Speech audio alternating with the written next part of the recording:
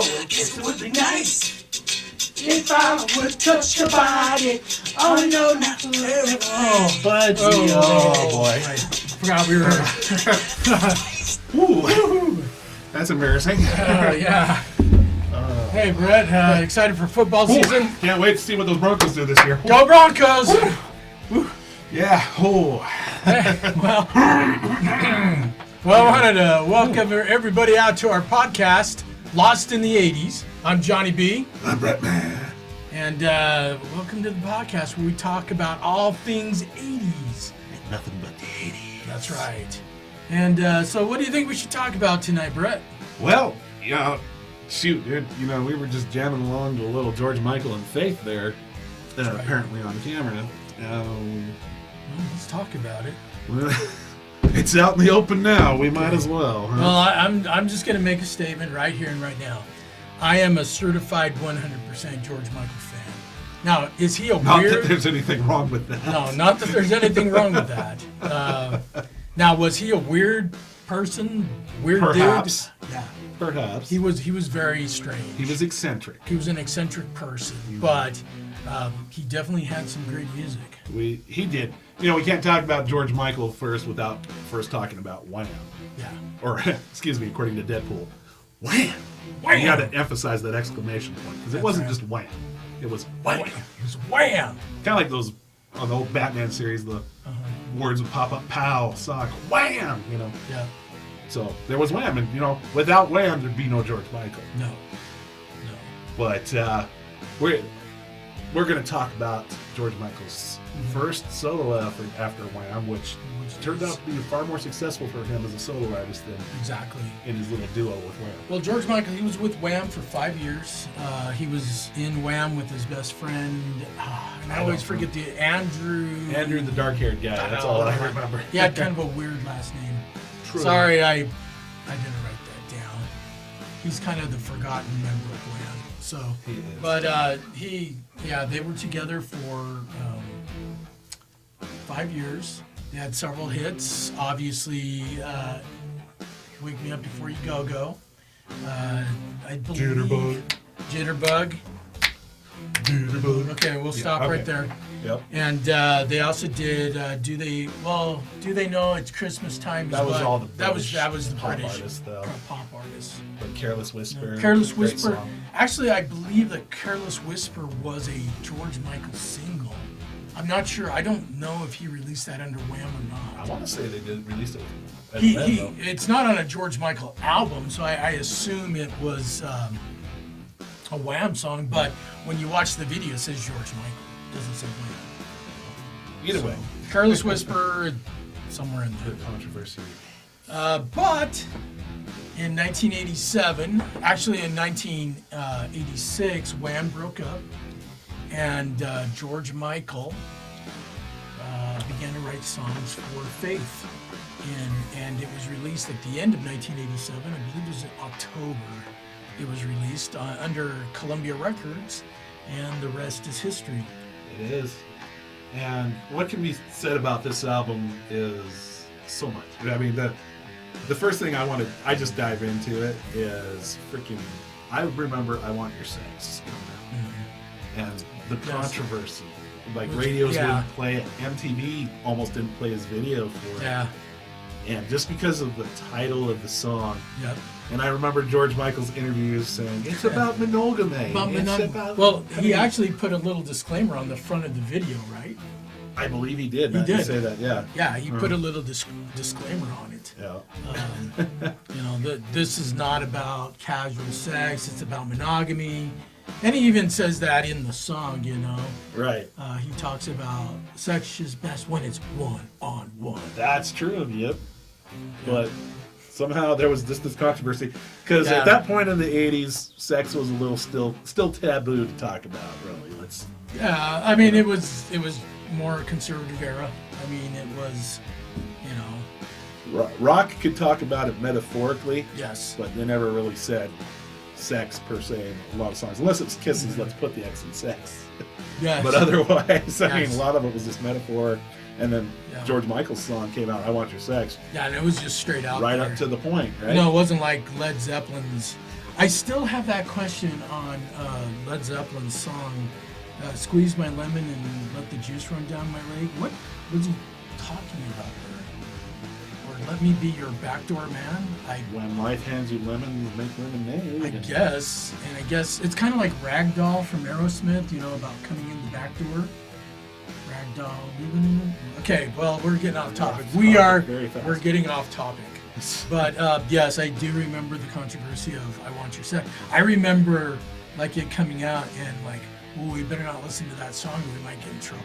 I know. I remember I'd like, if it was on MTV and my parents were coming home from work, I'd like quickly have to run at the TV because I didn't have a remote cable box. I had to go push the button and change the channel to something else. But today, "I Want Your Sex" is actually, it is so much more than, you know, because you think about today and the shock value that all these people put out. I Want Your Sex" was not really a shock value song. No, by today's standards, but definitely not. No, even back then, because obviously on the album Faith, there are three different sets of "I Want Your Sex." Oh, that's true. There's one, there's two, and then the album ends with The last song. with the last one, and each one is a little bit different. Right. But, hey, you know, controversy creates cash. Yeah. That's one of the great sayings that came Exactly. from the 80s, still exists today. But work for overall, when you take all three versions or three installments of "I Want Your Sex" off of the album, it's actually just a basic story of, you know, the first song, which is what was released, is about him, you know, telling the woman he likes her and he wants to, you know. The second, Boy, did he have her fooled. yeah, wow. Not that there's anything wrong with that. Wow. You know I was Anyways, going to make those jokes. the second installment of "I Want Your Sex" is a very bluesy, you know, that very sultry, you know, "Oh love that you never seen." So it's him trying to woo her and to get her to like him, and it's the romantic, and then the We've all end. been there. Yeah, and then the end is the very R&B.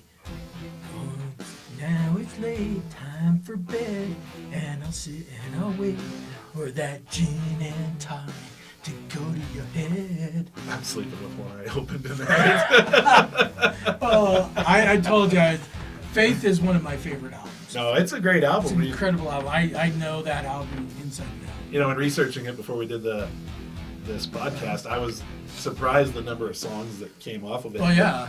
How popular the singles, the different songs that were released off of it were. Like, I was just like, oh my gosh, I forgot about all of the different the songs. singles. You had Faith, Father Figure, "I Want Your Sex," Monkey, "Kissing a Fool," and "One More Try." Yep. All of those songs went to number one except for "I Want Your Sex." Not too shabby Yeah. for a guy that was Yeah, started for his first solo album, Yeah. coming up very popular band from the 80s. exactly. And the album won Best Album of the Year, I believe 1988 in the The Grammys. Grammys. Yeah. Best album. And it is a good album. It really is. The songs alone, like, okay, you caught us dancing to Faith at the beginning of the video, right? But that is such a cool riff at the beginning of that song. Yeah. I love the guitar beat and him singing. I think that's just cool intro to the song. The organ part before The organ is actually Freedom from Wham. See, there you go. Yeah, so he was, I guess it's a little Celebrating callback. his freedom. His freedom from Wham. Yeah. Little shot there fired at Wham. But, you know, Faith, and it reminds me too, John, remember where we grew up? I got to talk about it. I had this Saturday Night Live recorded where Dennis Miller's interviewing Dana Carvey as George Michael. And Dennis Carvey's like, I almost got Dennis Miller's hair here, really. Yeah, really. So, George, babe, Hey. tell me about this music video. Dana Carvey's like, the focus of the video is my butt. It's supposed to be hair, butt, sunglasses, butt. Look at my butt. You cannot deny the power of my butt. And all the things talking about is the power of his butt. Yeah. Because the actual video, that's what the focus is his butt. It's his butt. Him jigging to the song there. Yeah. And his butt's Get probably down a lot. and worship my butt. It is perfectly round. Let's just say George Michael's butt's probably a lot better than ours was on this dance video. Probably. But Well, let's talk about some of the other songs. let's do it. Probably of all the songs they released, I would say Monkey was the weakest of them. But it was a cool song. It was a cool song. It was that techno, I don't know, that rhythmy. I think that's what, because it was different. I think that's kind of why I liked it. Yeah. It just had a little bit different flair from. I I remember. don't want to say Poppy George, but yeah, Yeah. It was, but it was just different. It I had a remember him different groove. releasing Monkey and me being surprised that he released it. Yeah, because that doesn't seem like a song that you Yeah, it release was. as a single. It was a lot different than his other ones. But hey, it worked for him. Yeah. Some way, somehow. You know that, and oh my gosh, Father Figure was Wow. that was a good song. You know, at the time I was kind of like, Well. what? Yeah. You know, 1987. Mhm. I'm what, 14, 15 years old. Yeah.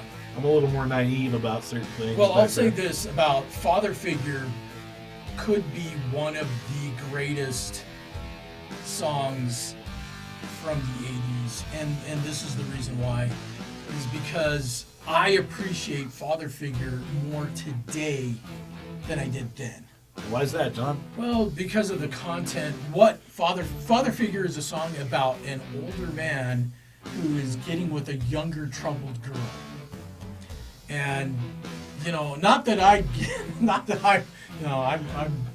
closer to 50 than I am 40 now, but not that I'm getting with troubled younger girls, but just that whole idea of an older man getting with a young girl who's troubled and just overlooking all of her faults and all of the problems with her and just trying to like hold on to her.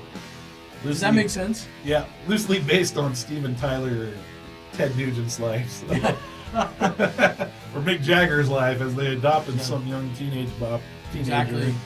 Then ended up marrying when they turned of age. You know, when he says, I will be your father figure, put your tiny hand in mine. I will be your teacher, preacher, anything you had in mind.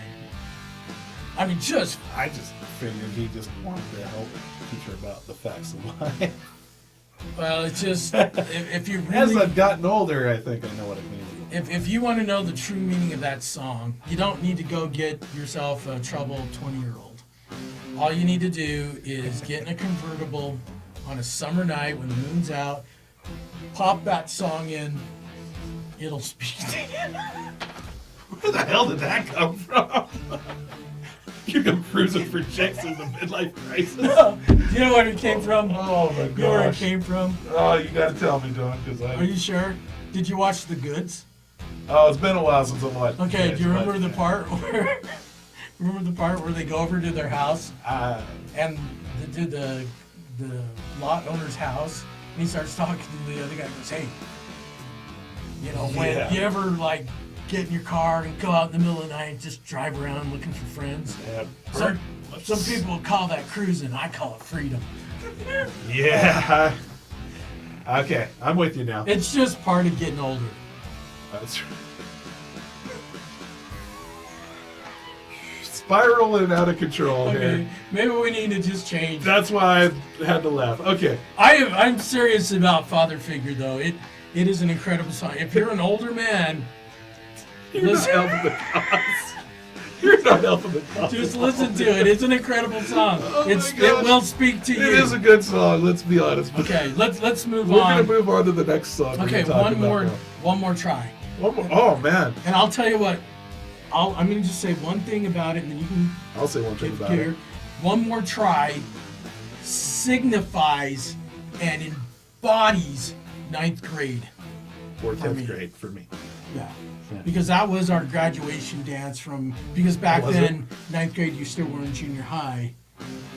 No, well, for me, Yeah. well, yeah, I was. You were in You high guys school. were still junior high. I was Yeah. still junior high. And yeah, one more try, ninth grade. That was my ninth grade song. That's fair. Yeah, so one more try. That's such a great song. It has such a powerful, message for one, but two, I think it really shows his vocal range because he goes, everyone knows him as pop, happy, Wham stuff, but this whole album, for example, is just a great example of what he can do vocally and how he can sing different ways. And I don't know. I just have a lot of respect for what he did on this whole album. One More Try, I think, is a great example, like I said, of his soulful voice. Yeah. So, yeah, and Kissing a Fool the same way. You know, Oh, yeah. just really kicked off that bluesy soul. I mean, it's hard to say what the best song in the album is. Kissing a Fool could be that song. It could be the best song in the album. And, you know, it's because it is such a change up from everything else. Now, Father Figure, Faith, they were the big hits. One More Try was that incredible love song. I Want Your Sex was the song that got all the attention. But Kissing a Fool might have been his best song. But one interesting thing about Faith is that Faith was number one on the R&B charts longer than it was on the Billboard popular charts. And based on some of these songs, I wonder why. Yes. Because they are Yes, so it is a very R&B-ish. R&B, very soulful album. Mhm. And I'll tell you what, Kissing a Fool is one of my all-time favorites. Just an incredible song, you know, when, you know, the stuff that he's saying, you know, you were far when I could have been your star, and listen to people, and from my heart, strange that you were strong enough to even make a start, that you'll never find peace of mind until you listen to your heart. That's right. Yeah, great stuff. Incredible stuff. And, I mean, let's talk about George's incredible talent. yeah. You go ahead and cover that. Well, I mean, one of the most incredible things about the album, a lot of people don't know, is that George Michael, not only did he write the songs, but he played the instruments, he produced the album. This album was basically made by George Michael. He played the keyboards, he played the guitars, he even played the drums. He played the bass, he did everything. All the tracks were done by George Michael. And so this album was 100% him. Says a lot about his musical talent Yeah. in general. Really. He only had the one song that he had a co-writer on. Yeah, I don't know what more you can really say about this album. It's a great album altogether. Mm-hmm. And if you haven't heard of it, you've been living under a rock. Yes. I don't care what kind of music you listen to. If you don't know about George Michael's Faith, you haven't been paying attention to your music very well. Exactly. So, hey, George, say what you want to say about George Michael. He was a strange guy. He did a lot of weird things, and he had a different life. Let's just put it that way. But I don't think anybody can deny that he was a musical genius. True. And, you know, the other thing, even though you do deny it, is I think you still have a little bit of a man crush on No. George Michael. No, I never had a man crush on George Michael. Not that there's anything wrong with No. that. Now, I do have a man crush on Enrique Iglesias. That's a but whole nother podcast. That's another For another podcast. decade. And again, I say what you want to say. I would be able to argue my point why I have a man crush on Enrique, but he's the man. There's so much I could say, but this is a family show, so I'm not gonna. Oh yeah. Yep, exactly. Well, Enrique wasn't really from the 80s. But that's a whole nother decade we got to cover, dude. We got to bring it back to the 80s. Okay, George Michael. we'll come back Your to the man 80s. crush on George Michael that you're denying. I don't have a man crush on George. You heard it here. He's denying it. I'm a George Michael fan, and I like a lot of his albums. You know, a lot of his music was incredible. I loved his music. Not all of it, but yeah, I didn't particularly like Wham. I didn't care about Wham, but once he went solo, he had a lot of good stuff. So that's all I have to say about it. That's fair. Okay. I still respect you, John. Don't worry. I almost called you George. It's all good. It's all good. It is what it is. Yeah. Well, that's another podcast in the books, I think. I think that's a wrap, man. I think Yeah. we've said what we needed to say. And more. And more. As we and usually more. do. And we danced. Unfortunately for you, So, we will make jackasses of ourselves dancing for you guys. Just that's so you right. know. That's what we right. do. So, hey, we want to thank you guys for watching our Lost in the 80s podcast. This is Johnny B. I'm Bretman. And we're saying, hey, next time, make sure you give us one more try.